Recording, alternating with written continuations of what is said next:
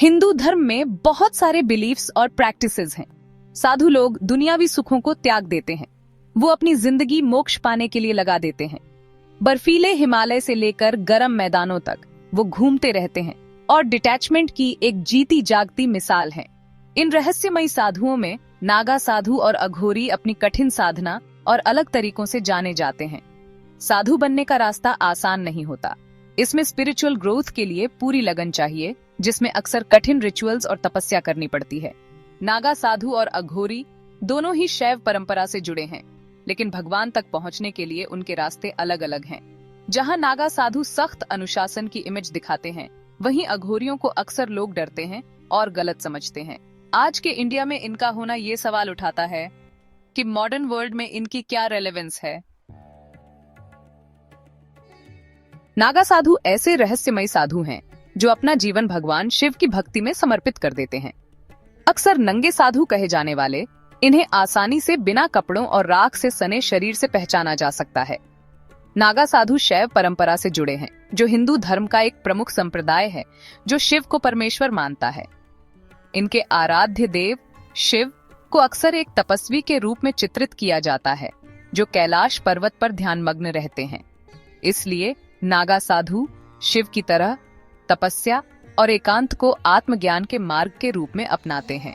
इनकी दीक्षा प्रक्रिया बहुत कठिन होती है, जिसमें अपने पूर्व जीवन के सभी संबंधों को पूरी तरह से तोड़ना और कठोर शारीरिक और मानसिक प्रशिक्षण शामिल होता है।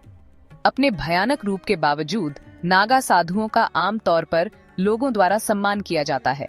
लोग अक्सर धार्मिक त्योहारों, विशेष रूप से कुंभ मेले के दौरान उनका आशीर्वाद लेते हैं, जहां वे बड़ी संख्या में इकट्ठा होते हैं। हिंदू साधुओं में अघोरियों का स्थान विस्मय और भय दोनों से भरा है। अपनी अपरंपरागत और अक्सर चौंकाने वाली प्रथाओं के लिए जाने जाने वाले अघोरी सामाजिक मानदंडों को चुनौती देते हैं और निषिद्ध को अपनाते हैं। त्याग और तपस्या पर जोर देने वाले नागा साधुओं के विपरीत अघोरी उल्लंघन और स्वीकृति के मार्ग का पालन करते हैं। उनका मानना है कि आध्यात्मिक मुक्ति पाने के लिए उन चीजों का सामना करना चाहिए जिन्हें आमतौर पर अशुद्ध या अपवित्र माना जाता है। अघोरी भैरव के रूप में शिव के अनुयायी हैं, जो भयंकर और विनाशकारी हैं। उनकी प्रथाओं में अक्सर श्मशान घाट में किए जाने वाले अनुष्ठान शामिल होते हैं, जहां वे मृतकों के बीच ध्यान करते हैं, जीवन और मृत्यु के द्वंद्व को पार करने की कोशिश करते हैं। उनका मानना है कि मृत्यु और क्षय का सामना करके वे भौतिक दुनिया से जुड़े भय और भ्रम को दूर कर सकते हैं। उनकी अपरंपरागत प्रथाएं और अक्सर डरावना रूप लोगों से मिलीजुली प्रतिक्रियाएं पैदा करता है। उनकी उपस्थिति हिंदू आध्यात्मिक अभ्यास के गहरे और गूढ़ पहलुओं की याद दिलाती है। दो रास्ते, अलग मंजिल। नागा साधु और अघोरी की तुलना।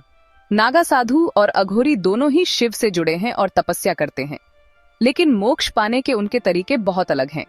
त्याग पर जोर देने वाले नागा साधु साधु के आदर्श रूप को दर्शाते हैं। वे ब्रह्मचर्य का पालन करते हैं, भौतिक संपत्ति का त्याग करते हैं और अपना जीवन ध्यान और शिव की पूजा में समर्पित करते हैं।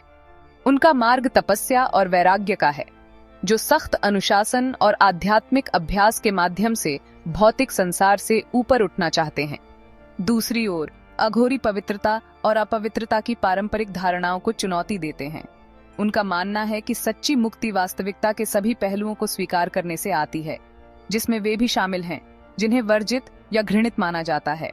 एकांत में रहने वाले नागा साधुओं के विपरीत अघोरी अक्सर समाज के किनारे पर रहते हैं, श्मशान घाट में। उनका रूप अपरंपरागतता को अपनाने को दर्शाता है। दर्शन, अभ्यास और लोगों की धारणा में ये अंतर हिंदू साधु परंपराओं में विविधता को दर्शाते हैं। मिलते हुए रास्ते, साझा मान्यताएं और प्रथाएं। अपने मतभेदों के बावजूद नागा साधु और अघोरी कुछ मूल मान्यताओं और प्रथाओं को साझा करते हैं, जो उनके साझा शैव वंश से उत्पन्न होती हैं। दोनों ही भगवान शिव के प्रति समर्पित हैं, हालांकि उनके व्यक्तित्व के अलग अलग पहलुओं के और उन्हें परम सत्य मानते हैं। उनका अंतिम लक्ष्य एक ही है, मोक्ष प्राप्त करना, जन्म और मृत्यु के चक्र से मुक्ति। दोनों समूह कठिन आध्यात्मिक अभ्यास करते हैं, जिसमें गहन ध्यान, मंत्रों का जाप और अनुष्ठान करना शामिल है। वे अक्सर कठोर परिस्थितियों में रहते हैं, कठोर मौसम को सहन करते हैं और भौतिक सुखों का त्याग करते हैं। नागा साधु और अघोरी दोनों ही पवित्र अग्नि की राख का उपयोग त्याग और अनित्यता के प्रतीक के रूप में करते हैं। हालांकि उनके रास्ते अलग अलग दिखाई दे सकते हैं। नागा साधुओं और अघोरियों की साझा मान्यताएं और प्रथाएं हिंदू साधुओं के विविध समूह के भीतर अंतर्निहित एकता को उजागर करती हैं। आज के समय में इनकी प्रासंगिकता, चुनौतियां और योगदान। आज की तेजी से बदलती दुनिया में नागा साधुओं और अघोरियों की उपस्थिति समकालीन समाज में उनकी प्रासंगिकता और भूमिका के बारे में सवाल उठाती है। उनकी प्राचीन परंपराएं भौतिक प्रगति और व्यक्तिवाद पर आधुनिक जोर के बिल्कुल विपरीत हैं। इन संप्रदायों के सामने सबसे बड़ी चुनौतियों में से एक है उनके पारंपरिक जीवन जीने के तरीके पर आधुनिकता का अतिक्रमण। प्राकृतिक स्थानों का सिकुड़ना, बढ़ता प्रदूषण और शहरी जीवन का आकर्षण उनकी प्राचीन प्रथाओं के अनुसार जीने की क्षमता को खतरे में डालता है। इन चुनौतियों के बावजूद नागा साधु और अघोरी हिंदू समाज में महत्वपूर्ण भूमिका निभाते रहते हैं। कुंभ मेले जैसे धार्मिक समारोहों में उनकी उपस्थिति लाखों तीर्थयात्रियों को आकर्षित करती है। उन्हें प्राचीन ज्ञान के संरक्षक के रूप में देखा जाता है और उनके आशीर्वाद की बहुत मांग होती है। पर्यावरण संरक्षण पर उनका अटल रुख जलवायु परिवर्तन के कारण तेजी से प्रासंगिक होता जा रहा है। हमेशा रहने वाली विरासत, आस्था की टेपेस्ट्री में अघोरी और नागा साधु। हिंदू समाज में नागा साधुओं और अघोरियों की स्थायी उपस्थिति आस्था की टेपेस्ट्री में उनके महत्व को दर्शाती है।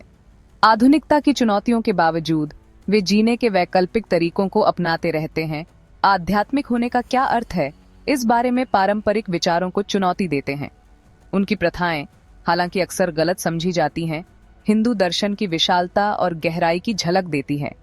नागा साधु त्यागी के आदर्श का प्रतिनिधित्व करते हैं, जो हमें भौतिक संसार की क्षणभंगुर प्रकृति की याद दिलाते हैं। अघोरी हमें अपने डर और पूर्वाग्रहों का सामना करने के लिए चुनौती देते हैं। आमतौर पर घृणित या वर्जित मानी जाने वाली चीजों को अपनाकर वे हमें पवित्रता और अपवित्रता की अपनी परिभाषाओं पर सवाल उठाने के लिए मजबूर करते हैं। 21वीं सदी में उनकी निरंतर उपस्थिति प्राचीन ज्ञान की स्थायी शक्ति और भौतिक संसार की सीमाओं से परे अर्थ की मानवीय खोज का प्रमाण है।